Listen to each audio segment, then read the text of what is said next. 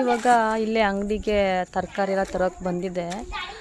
ತುಂಬ ಲೇಟಾಗಿದೆ, ಬೆಳಿಗ್ಗೆಗೆ ಬೇಗ ಮದುವೆಗೆ ಹೋಗಬೇಕು ಅಂತ ತರಕಾರಿ ತರಕ್ಕೆ ಬಂದಿದ್ದೆ. ನೆಕ್ಸ್ಟ್ ನಮ್ಮ ಮನೆ ಪಕ್ಕದ ಬೀದಿನಲ್ಲಿ ಹಿಂಗೆ ಬೇಸಿಗೆ ಇರೋ ಕಾರಣ ಹಿಂಗೆ ಎಲ್ಲರೂ ಮಕ್ಕಳು ಮತ್ತು ಫ್ಯಾಮಿಲಿಯವರೆಲ್ಲ ಊಟ ಮಾಡಿಕೊಂಡು ಈಚೆಗಡೆ ಮಲ್ಕೋತಾರೆ ಈ ಥರ. ಇವಾಗ ಮಕ್ಕಳುಗಳು ಮತ್ತು ನಾವೆಲ್ಲ ಚಿಕ್ಕದ್ರಲ್ಲಿರಬೇಕಾದ್ರೆ ಯಾವ ಥರ ಅಂದರೆ ಈಚೆಗಡೆ ಬಂದು ಮನೆಯಿಂದ ಔಟ್ಸೈಡ್ ಬಂದು ರೋಡಲ್ಲಿ ಅವಾಗಷ್ಟು ನೈಟ್ ಟೈಮ್ ನಮ್ಮ ಬೀದಿಗಳಲ್ಲೆಲ್ಲ ವೆಹಿಕಲ್ ಓಡಾಡ್ತಾ ಇರೋಲ್ಲ.